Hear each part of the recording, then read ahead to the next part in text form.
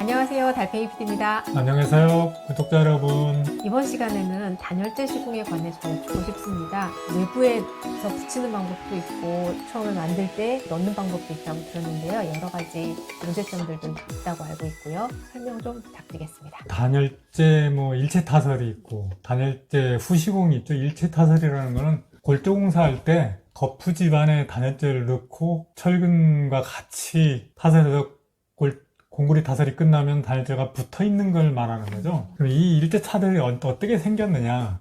예전에 제가 안산 상록수 주변에 주택들이 대규모로 지어질 때 제가 그때부터 현장에 있었는데요. 그 당시에는 내부벽 세면벽돌 싸고 외부벽 치장벽돌 싸서 이게 치장벽돌 먼저 싸든지 내부벽을 먼저 싸고 난데 그 위에 비닐 하나 이렇게 벽에다 붙여놓고 스티로폼 그냥 꽂아요.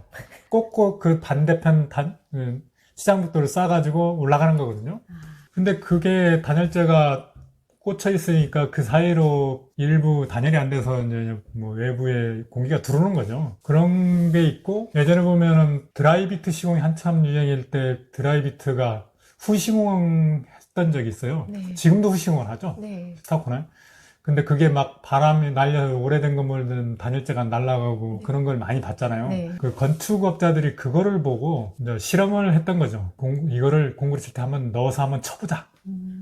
그런데 그게 잘 됐던 거예요. 그때부터 이제 이게 시작됐는데, 보면은 일체 타설이 맞냐, 후시공이 맞냐, 이런 말들이 많아요. 제 생각엔 둘 다 맞습니다. 장단점이 있고요. 일체 타설의 장점은 콘크리트면하고 단열재하고 밀착이 되기 때문에, 콘크리트의 외부에서 공기들은 차가운 공기, 더운 공기를 콘크리트에 직접 닿지 않게 하는 데는 일체 타설이 훨씬 월등하죠. 후시공하는 단열재 같은 경우에는 앙카 이런 거를 박아서 고정을 시키잖아요. 네. 그러면 아무래도 콘크리트가 일정에 나올 때 있고 거푸집이 조금 울퉁하게 나오는데 그 부분은 떠 있게 되잖아요. 그럼 아무래도 화강성을 붙인다든가 찬기가 막기 때문에 겨울철에 찬 공기가 단열재 사이에 배어서 크게 느낄 정도는 아니지만 좀 문제가 있는 위치에는 단열에 문제가 생길 수도 있죠. 벽돌 같은 경우는 여름에 따뜻한 공기가 흘러요, 사이에. 근데 단열재가 만약에 밀착이 안 됐을 경우에는 단열재와 콘크리트 사이에 또 그 열교환이 일어나잖아요. 네. 그런 문제가 발생할 수 있다는 단점이 있어요, 후시공 같은 경우에는. 후시공의 장점은 창틀 주변에 나중에 단열재 붙이다 보니까 창틀 주변에 방수를 해서 이제 창틀 주변을 좀 더 기밀하고 외부 누수 방지를 하는데 조금 더 용이할 수 있고요.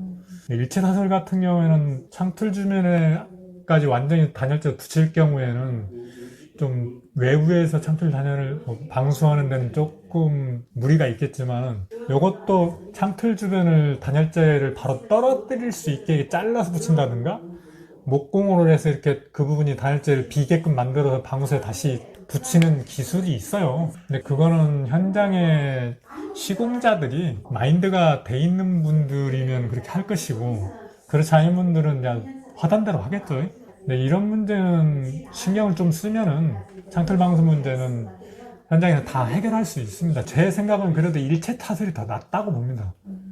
기밀성이나 외부에 내부에 전달되는 공기를 막아주는 효과는 그게 훨씬 크다고 보고요. 어떤 분들은 틈새 사이 공구리에 배어나와서 단열 효과가 떨어진다 이런 말도 하거든요. 그리고 타이가 그쪽으로 나와서 거기에 열 전도가 돼서 단열 성능이 떨어진다. 그거는 사실상 미미하다고 봐요. 그게 내부에 벽이 있고 내부에 석고보드를 매단연을 해도 석고보드를 한번 치거든요. 직접적으로 타이까지 가서 이걸 전달한다는 거는 무리라고 봐요. 근데 초정밀로 검사하면 그게 맞는 얘기일 수도 있죠. 실질적으로 그까지 열이 갈 시간이 있나요? 우리가 할 때는 출입문이나 창문을 개폐했을 때 글로 빠져나오는 일이 훨씬 더 많죠. 제 생각에 일대차들이 훨씬 더 좋다고 보는데, 일부 사람들은 후시공하는 게 더 좋다고 얘기도 해요. 근데 그거는 후시공할 때 완벽하게 시공해주면은 현장도 깨끗하고 단열재 낭비를 없애긴 하죠. 저도 완벽하게 단정은 못해요. 근데 저희의 시공 입장에는 선시공하는 걸 우리는 더 좋게 생각합니다. 선시공은 공구리 타설에 붙이기 때문에 최대한 밀도가 좋은 단열재를 쓸 수밖에 없거든요. 두께가 얇고. 근데 그 단열재가 좀 더 비싸요. 근데 물론 외단열을 해도 그 단열재를 써달라 그러면 그거를 쓸 수밖에 없으니까 같은 걸 쓰겠지만, 외부 단열할 때는 단열재를 가격대별로 고를 수 있는 게 많아요. 두께가 많아도 나중에 생각하니까 비드법을 쓸 수도 있고 네. 은박지 같이 생긴 네. 열반살 같은 거를 쓸 수도 있어요. 그거를 고를 수가 있기 때문에 가격대에 맞게 어차피 법정 열관류만 나오면 돼요. 그렇기 때문에 일체 타설이 맞냐, 뭐 후시공이 맞냐, 이거는 아닌 것 같아요. 다 뭐든지 정확히 시공해주면은 둘 다 맞는 거예요. 그러면 이렇게 단열재를 시공을 한 후에 창틀을 만들고 창을 넣을 텐데요. 그때 누수 문제가 굉장히 많다고 들었습니다. 어떻게 시공을 하면 되나요? 일단은 단열재가 만약에 완전히 창틀에 붙였어도 창틀 주변에 방수액을 방수하고 이렇게 정확히 방수를 하고 요즘은 선틀을 좀 껴요. 금속재 틀을 끼고 그 다음에 창호를 끼는 경우는 많거든요. 그리고 골조 틈에다가 물리게 선틀을 끼고 외부에 물이 안 들어오게 방수를 하고 난 뒤에 코킹 작업을 하셔야 되죠. 코킹을 쏘고 방수하면 효과가 좀 더 떨어지거든요. 방수하고 코킹 작업을 쏘고 그 다음에 틀을 끼고 그 위에 다시 또 우레탄이나 사춤을 다 하거든요.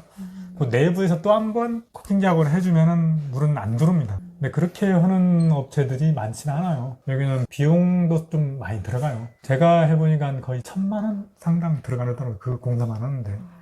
근데 그걸 해주면 비 올까봐 걱정할 일은 사실상 없더라고요. 이게 그 외부에서 뭐 단열재든 방사능 말고 요즘 창호 주변에 틀이 보이잖아요. 그거를 끼워서 그거를 보수하는 방법도 있어요. 하자가 없게. 그러면 거기다 이미 방수하고 코킹했기 때문에 창문을 끼면은 또다시 작업을 하고 내부에도 또 한 번 같은 작업을 해주죠. 그러면 완벽하게 막힙니다. 사실상. 감사합니다.